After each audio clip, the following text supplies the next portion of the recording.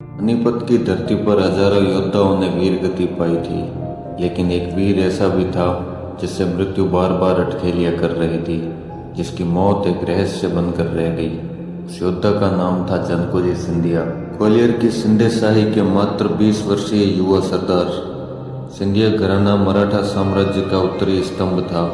अब्दाली के आक्रमण के समय सबसे पहले सिंधियाओं की सेना ने ही अफगानों से टक्कर ली थी, लेकिन बुराड़ी घाट की जंग में दत्ताजी सिंधिया की मृत्यु हो गई और जनकोजी गंभीर रूप से घायल हो गए। परिणाम स्वरूप सिंधियाओं की फौज को पीछे हटना पड़ा। भाऊ के उत्तर में आने के पश्चात पुनः दोनों सेनाएं संगठित हुई और पानीपत के युद्ध में बहादुरी से लड़ी।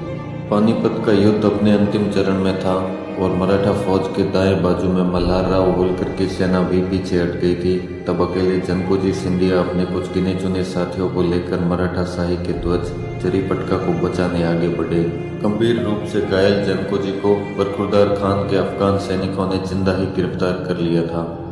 बरखुरदार खान जानता था कि सिंधियाओं के सरदार की जान के बदले उसे भारी धन मिलेगा। उसने यह बात सुजाउद्दौला के वकील काशीराज पंडित के मार्फत सुजा के पास भिजवाई। जनकोजी के दादा राणोजी सिंधिया ने सुजाउद्दौला के बाप को रोहिलों के शिकंजे से बचाया था। उस एहसान के बदले सुजाउद्दौला उसे अवश्य ही धन दे देगा। यह बात बरखुरदार अच्छी तरह जानता था। इन राजनीति की चालें रणभूमि से अधिक घातक होती है। किसी तरह यह खबर नजीबुद्दौला के पास पहुंच गई, जो सिंधियाओं का जानी दुश्मन था। उसने यह बात अब्दाली के वजीर शाहवली को बता दी। पानीपत के युद्ध से पहले की एक झड़प में जनकोजी के हमले में वजीर शाहवली बाल बाल बचा था, इसलिए वह जनकोजी पर क्रोधित था।